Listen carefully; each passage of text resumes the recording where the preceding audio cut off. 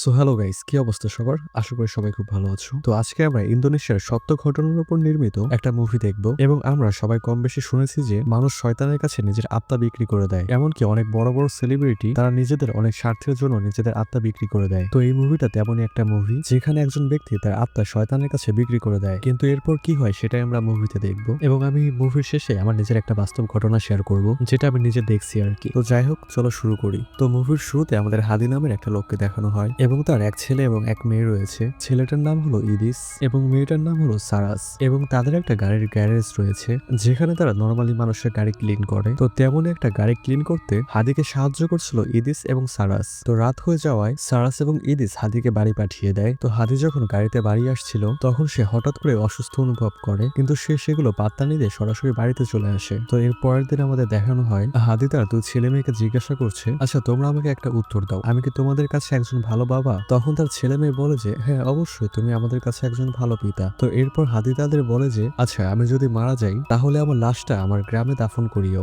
যেখানে আমি ছোটবেলা থেকে বড় হয়েছি। তখন সারাস তার বাবাকে জিজ্ঞাসা করে যে তুমি কি মায়ের পাশে দাফন হতে চাও না? মানে ওদের মাও মারা গিয়েছে আর কি। তো এরপর হাদি শুধু একটা মুস্কি হাসি দেয় এবং তাদের কিছুই বলে না। তো এরপর যথারীতি সারাস এবং ইদিস কাজে বেরিয়ে পড়ে। তো তারা চলে যাওয়ার পর হাদি বলে যে এখনো অনেক সময় বাকি রয়েছে। তার মানে আমরা বুঝতে পারি যে হাদি কখন মারা যাবে সেটা সে নিজেও জানতো। তো এরপর রাতের বেলা দেখানো হয় যে হাদি তার কার ওয়াশের গ্যারেজ থেকে বাসায় ফিরে এসেছে। তো বাসায় এসেই সে দেখতে পায় যে একটা রুমের লাইট অন হয়ে আছে। তো যখন সে সেই লাইটটা বন্ধ করে তখন অন্য রুমের লাইট একাই অন হয়ে যায়। তখন সে আবার গিয়ে ওই রুমের লাইট অফ করে, কিন্তু এরপর আবার অন্য রুমের লাইট অন হয়ে যায়। তো এমন হতে হতে তার চোখ যায় একটা অন্ধকার ঘরের মধ্যে এবং সে দেখতে পায় সে অন্ধকার রুম থেকে ভয়ঙ্কর দুটো চোখ তার দিকে তাকিয়ে আছে, যেটা দেখে সে প্রচন্ড ভয় পেয়ে যায়। এবং তখন হাদি তার পায়ের কাছে ছোট্ট একটা ডায়েরি দেখতে পায় এবং সেই ডায়েরির উপরে একটা মানুষের পিকচার ছিল। তখন অন্ধকার ঘর থেকে সে চোখ দুটোকে বলে যে তোমার সময় শেষ হয়ে এসেছে এবং হাদি মরার আগে দ্রুত করে সেই ডায়েরির একটা পিকচার তুলে তার মেয়েকে পাঠিয়ে দেয়। এটা দেখে তার মেয়ে দ্রুত বাসায় চলে আসে এবং ঘরে এসে দেখতে পায় যে হাদি ফ্লোরের উপর পড়ে রয়েছে এবং কাছে গিয়ে বুঝতে পারে যে হাদি মারা গিয়েছে। তো এটা দেখে তার ছেলে মেয়ে খুবই আপসেট হয়ে যায়, কারণ পৃথিবীতে তাদের আর কেউই বেঁচে নেই। তো তারা কোনো মতে তাদের বাবাকে কাফনে পেঁচিয়ে রাখে এবং এরপর তার আত্মীয়দের ফোন দেয়। আর ওই দিন রাতে তার চাচা সেতিও সেখানে চলে আসে আর সেতিও তার ভাইয়ের মৃত্যুর জন্য খুবই আপসেট। তো সেতিও গিয়ে সারাসকে বলে যে তোমার বাবাকে আজ রাতেই গ্রামের বাড়িতে নিয়ে যেতে হবে এবং সেখানে তোমার বাবাকে দাফন করতে হবে। কিন্তু সারাস সরাসরি না করে দেয় এবং বলে যে আমি চাই আমার বাবাকে আমার মায়ের পাশে দাফন করতে, যেন আমি এবং আমার ভাই প্রতিদিন আমার বাবা মায়ের কবর জিয়ারত করতে পারি। কিন্তু সেতিও তাদের বুঝিয়ে বলে যে এটা তোমার বাবার শেষ ইচ্ছা ছিল। কিন্তু সারাস এবং ইদিস তাদের ডিসিশন চেঞ্জ করে না, যার কারণে সেতিও খুবই কষ্ট পায় এবং সেখান থেকে চলে যায়। তো অন্যদিকে হাদির জন্য সবাই দোয়া করছিল আর তখনই হঠাৎ করে হাদির লাশ নড়াচড়া শুরু করে এবং এটা দেখে মানুষ প্রচন্ড ভয় পায়। আর তখনই হঠাৎ করে হাদির লাশ উঠে বসে এবং বলে যে জীবন একটাই এবং মরণও একটাই, বলে আবার সে শুয়ে পড়ে। এরপর রাতে সারাত যখন ঘুমাচ্ছিল তখন সে স্বপ্নে দেখতে পায় যে তার বাবার লাশ হঠাৎ করে উঠে কোথাও যেন যাচ্ছে আর ওর বাবার লাশও সে ভয়ানক শয়তানের মতো দেখা যাচ্ছিল, মানে হাদি যে শয়তানটাকে প্রথমে দেখেছিল আর কি। আর তখন হাদি সারাকে বলে যে এই সবকিছু তোমার জন্যই হয়েছে, তুমি সবচেয়ে বড় ভুল করছো। আর এটা বলে সে সারার উপর অ্যাটাক করে বসে আর তখনই সারার ঘুম ভেঙে যায়। কিন্তু এরপর ও যখন রুম থেকে বাহিরে এসে ওর বাবার লাশ দেখতে যায় তখন সে দেখতে পায় যে ওর বাবা সেখানে নেই। তার মানে ও স্বপ্নে যা যা দেখেছে সবকিছু সত্যি। আর তখন সারাস ইদিসকে ডেকে সবকিছু খুলে বলে। এরপর তারা অনেক খোঁজাখুঁজি করে তার বাবার লাশ কোথাও খুঁজে পায় না। অন্যদিকে সারার কাজিন মানে সেতিওর মেয়ে যখন ঘুম থেকে উঠে তখন সে দেখতে পায় যে তার চাচার লাশ তাদের উঠানে পড়ে রয়েছে। আর এগুলো কেন হচ্ছে আমি বুঝিয়ে বলি। নর্মালি ওর বাবার ইচ্ছা ছিল সে যদি মারা যায় তাহলে গ্রামে দাফন করতে, কিন্তু সারাস এবং ইদিস চাচ্ছিল যে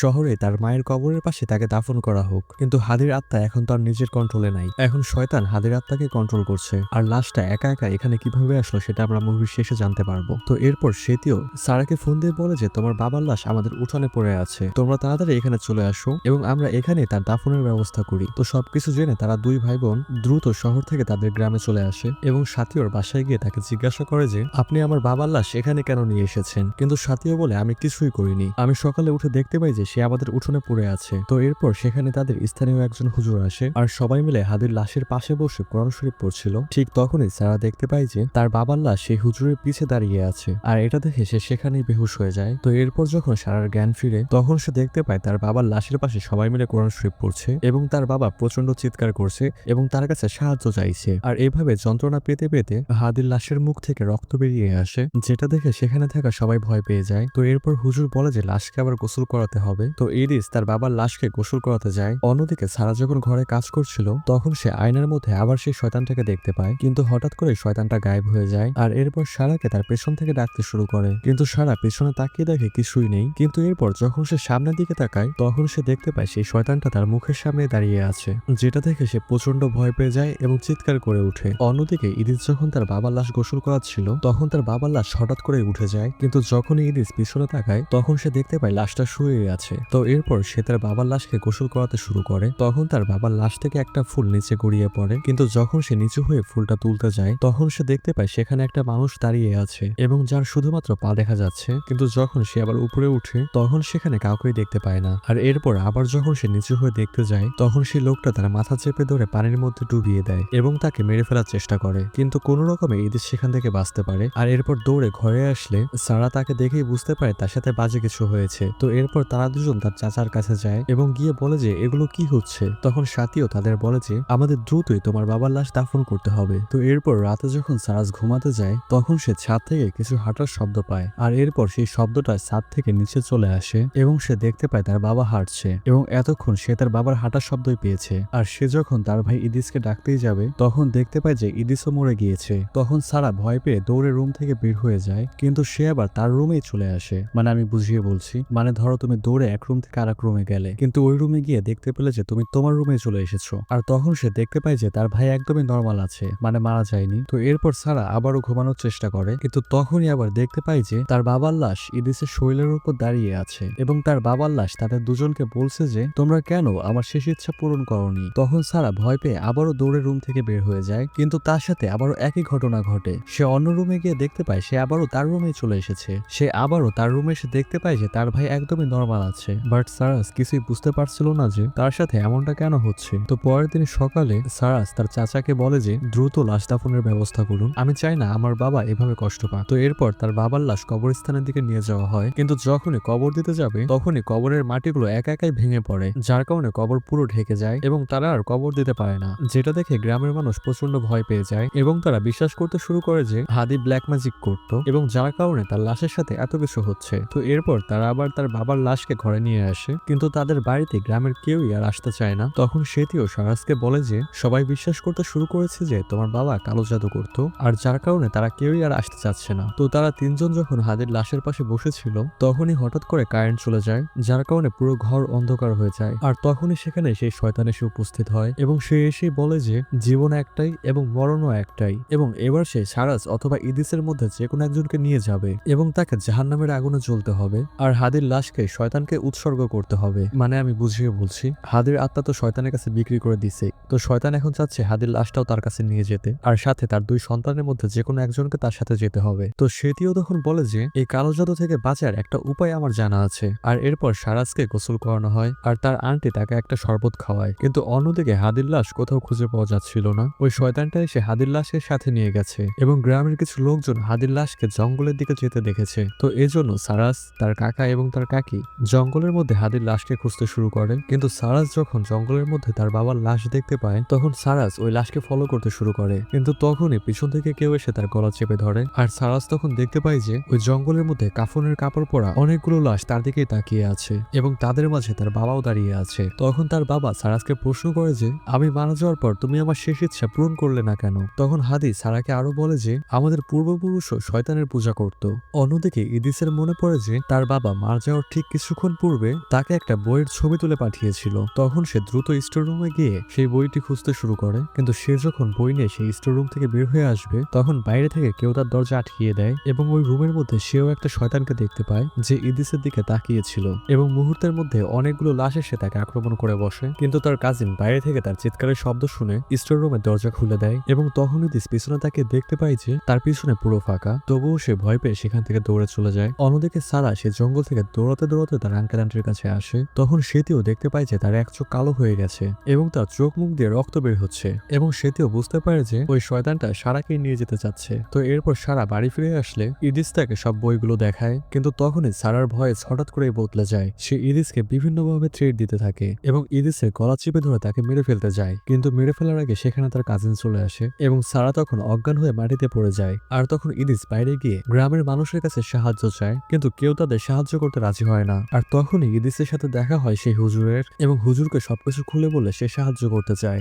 আর তার কারণ হলো সেটিও এবং তার ওয়াইফ মিলে সারার উপর একটা রিচুয়াল করতে যাচ্ছিল। আর এজন্য সারাকে কাফনের কাপড় পরিয়ে একটা চেয়ারে বসিয়ে দেওয়া হয় এবং সারার কাজিনকেও ঘরের মধ্যে লক করে দেওয়া হয় যেন সে কোনোভাবে সাহায্য করতে না পারে। অন্যদিকে ইদিস হুজুরকে বলে যে আমি এই ফুলটা আমার বাবার কাফনের কাপড়ের মধ্যে পেয়েছি। তখন হুজুর বলে যে এই ফুল দিয়ে তো শয়তানকে ডাকা হয়। আর এখানেই সবচেয়ে বড় টুইস্ট আসে। আমরা দেখতে পাই যে সেটিও যখন তার ভাইয়ের লাশকে প্রথমবার দেখতে গিয়েছিল তখনই সে এই ফুলটা হাদের কাফনের কাপড়ের মধ্যে ঢুকিয়ে দিয়েছিল। আর যার কারণে এই কয়দিন ধরে এত কিছু হচ্ছে হাদির লাশের সাথে। আর এটার মাধ্যমে সেটিও হাদির লাশের কাছে শয়তানকে পাঠিয়েছে এবং এরপর সে বিভিন্ন রিচুয়াল করে হাদির লাশকে তার গ্রামের বাড়িতে নিয়ে এসেছে। মানে এরপর যা হয়েছে সবকিছু সে নিজেই করিয়েছে। কিন্তু কথা হচ্ছে সে এগুলো কেন করিয়েছে? সেটিও এগুলো করেছে তার কারণ হলো সেটিও নিজেই ব্ল্যাক ম্যাজিক করত এবং শয়তানের কাছে সে নিজের আত্মা বিক্রি করে দিয়েছে। তো সেটিও মারা যাওয়ার পর শয়তান তার মেয়েকেও মেরে ফেলবে। আর তার মেয়েকে বাঁচাতেই মূলত সেটিও এগুলো করেছে যেন সে হাদির লাশকে শয়তানের কাছে উৎসর্গ করতে পারে এবং সারাকে শয়তানের কাছে বলি দিতে পারে। অন্যদিকে সেটিও সারার উপর রিচুয়াল শুরু করে দিয়েছে। শয়তান এখন সেটিওকে পুরোপুরি কন্ট্রোলে নিয়ে নিয়েছে এবং সেটিওর আত্মাকে সারার মধ্যে ঢুকিয়ে নেয় যাতে করে শয়তানের কাছে সারাকে বলি দিতে পারে এবং তাতে নিজেও বেঁচে যাবে। তো তখনই সেখানে হুজুর এবং ইদিস চলে আসে। কিন্তু শয়তানটা সেটিওর উপর এতটাই রেগেছিল যে সে সেটিওর বডিকে আগুনে পুড়িয়ে দেয়। কিন্তু সেটিওর আত্মা কিন্তু সারার বডির মধ্যে রয়ে গেছে। তো হুজুর এখন সারার বডি থেকে সেই আত্মাকে বের করার জন্য বিভিন্ন সূরা পড়তে শুরু করে এবং ইদিস এবং তার কাজিনও সারাকে ঠিক করার জন্য চেষ্টা করে। কিন্তু সারা উল্টো ইদিসের গলা চিপে ধরে এবং ইদিসের একদম খারাপ অবস্থা করে দেয়। আর এভাবে অনেকক্ষণ চেষ্টা করার পর হুজুর সারার শরীর থেকে সেটিওর আত্মাকে বের করতে সক্ষম হয়। কিন্তু সেই আত্মা এখন বের হয়ে যায় হাদের শরীরে এবং হাদের লাশ তখন জেগে ওঠে এবং সে সবাইকে বলতে শুরু করে যে আমি শয়তানের কাছে নিজের আত্মাকে বিক্রি করে দিয়েছিলাম এবং তার বিনিময়ে শয়তানের থেকে আমি অনেক কিছু হাসিল করতে চেয়েছিলাম। কিন্তু শয়তানকে উৎসর্গ করার জন্য আমার একটা বডির প্রয়োজন ছিল এবং এর কারণে আমি আমার ভাইয়ের বডি বেছে নিয়েছি। তো এরপর সেই শয়তানটা হাদির বডিকে নিয়ে যায় এবং এরপর দেখা যায় যে